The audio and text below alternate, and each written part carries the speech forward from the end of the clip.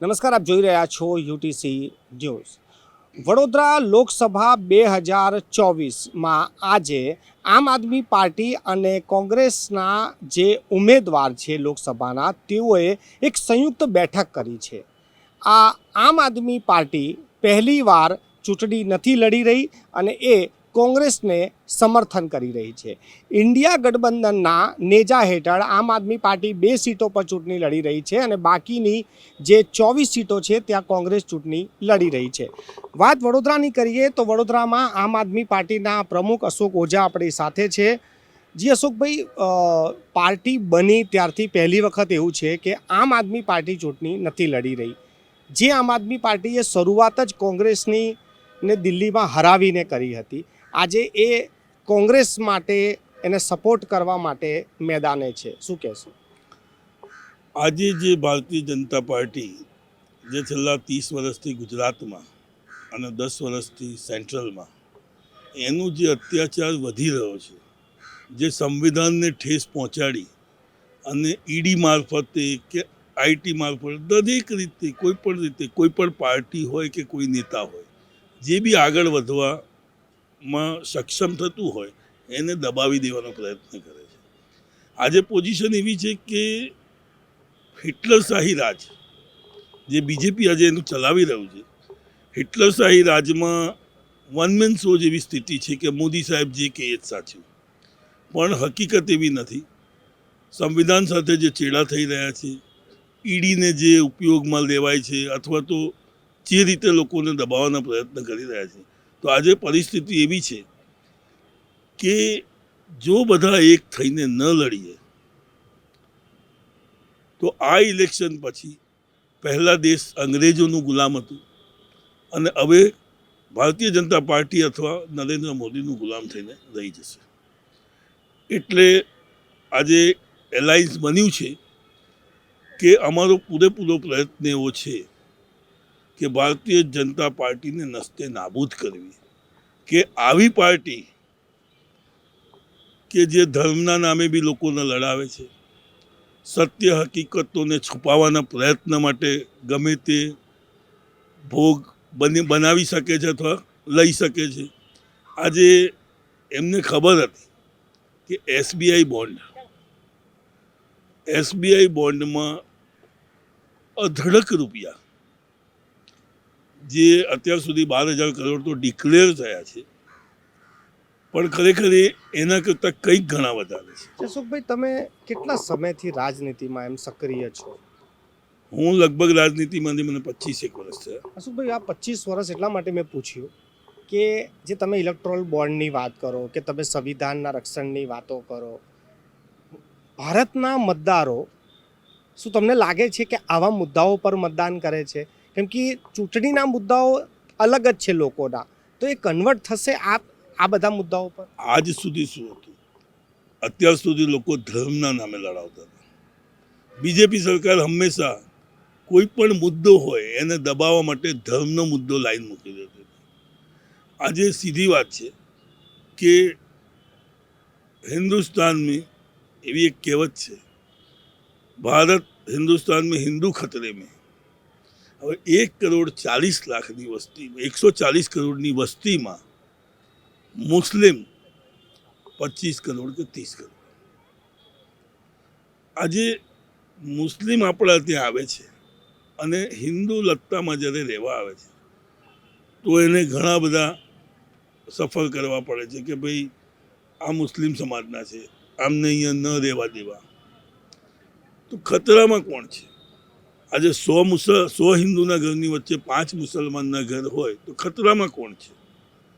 મુસલમાન કે હિન્દુ? આ એક રાજનીતિ છે, લોકોને ડરાઈ ધમકાઈ અને પોતાના મંતવ્યો સીધા કરવા. આજે 140 કરોડમાં 30 કરોડ મુસલમાન હોય તો હિન્દુ કઈ રીતે ખતરામાં છે? અશોકભાઈ, આ ચૂંટણીની વાત કરીએ તો લોકસભાની ચૂંટણી, જે ગત ચૂંટણી રંજનબેન સૌથી હાઈએસ્ટ લીડથી જીત્યા હતા અને આ વખતે કહેવાય છે કે 8 લાખ ને 10 લાખની લીડથી આ લોકો જીતી જશે. કોંગ્રેસના તો અમુક વોટર છે જ, જે એને પારંપરિક વોટર છે. આમ આદમી પાર્ટી એમાં કેટલો વધારો કરી શકે છે? આજની જે સ્થિતિ છે કે ભારતીય જનતા પાર્ટી દરેક જગ્યાએ એવા બણગા મારી રહી છે કે અમે 5 લાખની લીડથી જીતીશું, અમે 8 લાખની લીડથી જીતીશું. પરંતુ વિશ્વ હિન્દુ પરિષદ એમણે જે એક સર્વે કરાયો છે એ પ્રમાણે એમના સર્વેમાં 213 સીટો બીજેપીની આવી રહી છે. આમ આદમી પાર્ટી અને કોંગ્રેસ આ તો મોડું થઈ ગયું. જો વિધાનસભામાં બી આ લોકો એક હોત તો ક્યારે 158 નહીં, એમને 55 સીટો 58 સીટો લાવી ભારે પડત. કારણ કે આમ આદમી પાર્ટી ગુજરાતની અંદર આજે દાહોદને લઈ લો, દાહોદની 7 વિધાનસભામાંથી 5 વિધાનસભામાં આમ આદમી પાર્ટી 2nd નંબર પર હતી, કોંગ્રેસ 3rd નંબર પર છે. હવે આપણે વિચારવાનું કોંગ્રેસ અને આમ આદમી પાર્ટીના જો મત ભેગા થાય તો આ લોકોની 58 સીટો ના આવત. 158 તો દૂરની વાત છે. અને એ જ પોઝિશન આજે અહીંયા બી છે કે ઇન્ડિયન એરલાઇન્સમાં જેમ કે MP છે, UP છે, ઘણા બધા સ્ટેટ છે. આજે દિલ્હીની અંદર 7 સીટો છે જે 1 to 1 જ લડાવવાની છે. ભાજપ 3 સીટ પર, કોંગ્રેસ 4 સીટ પર, આમ આદમી એક બી સીટ બીજેપીને નથી મળવાની દિલ્હીમાં. અને સૌથી મોટી તકલીફ જ એ છે, બીજેપીને સૌથી મોટી તકલીફ એ છે કે અરવિંદ કેજરીવાલ આમ આદમી પાર્ટી દિલ્હીમાં એમની છાતી પર બેસી અને મગ દળે છે. અશોકભાઈ, આપણે વાત વડોદરાની કરીએ તો શું લાગે છે કે કોંગ્રેસનું જે બૂથ મેનેજમેન્ટ છે, ઘરે ઘરે જઈને જે પ્રચાર છે એ લોકો કરતા નથી કે થયું નથી, પરંતુ પાછલા સમયમાં આમ આદમી પાર્ટીએ આ વસ્તુ કર્યું છે કે બૂથ મેનેજમેન્ટથી લઈને વોર્ડ પ્રમુખ બનાવ્યા છે. તો તમારું જે સંગઠન જે બનાવેલી તમારી જે મહેનત છે એનું ફળ કોંગ્રેસને આ ચૂંટણીમાં મળી શકે છે?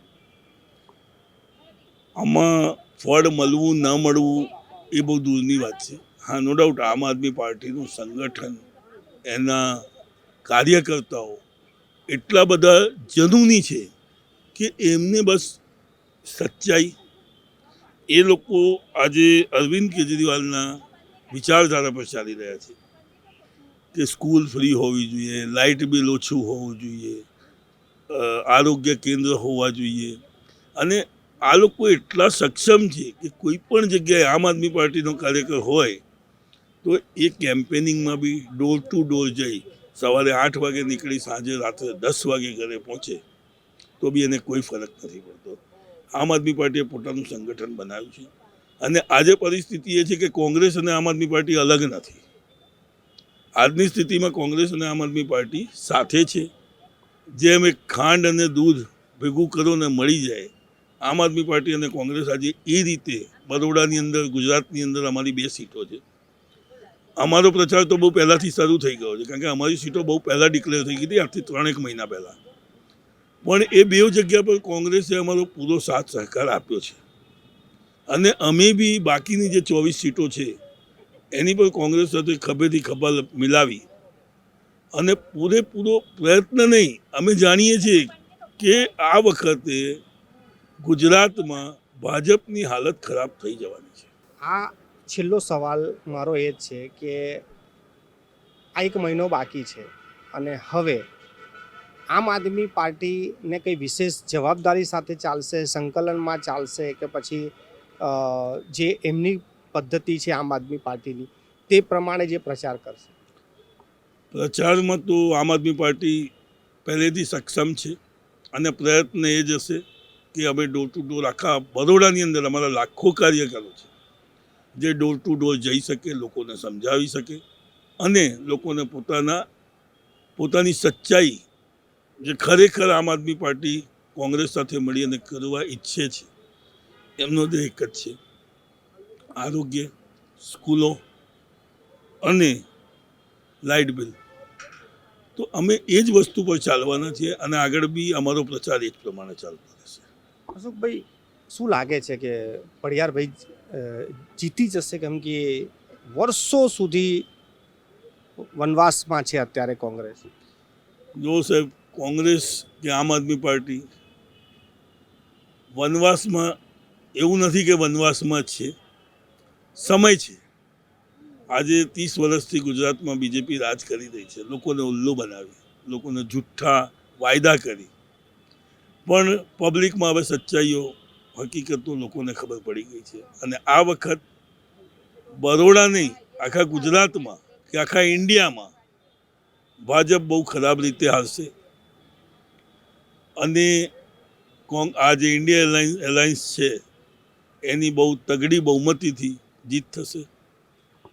બીજેપી આ વખત ક્યાંય કોઈ જગ્યાએ જે કહે છે 400 પાર નહીં, અને 200 બી મળે તો બહુ મોટી વાત છે. ખૂબ ખૂબ આભાર અમારી સાથે ચર્ચા કરવા માટે. આ હતા આમ આદમી પાર્ટીના શહેર પ્રમુખ અશોક ઓઝા, જે અમારી સાથે વાત કરી રહ્યા હતા. અને તેમનું કહેવું છે કે તેઓ કોંગ્રેસ સાથે દૂધ અને સાકરની જેમ ભળીને આગળની ચૂંટણીની આખી રણનીતિ તૈયાર કરશે, અને આ ચૂંટણી પણ તેઓ સાથે મળીને લડશે અને જીતના પણ દાવા કરી રહ્યા છે.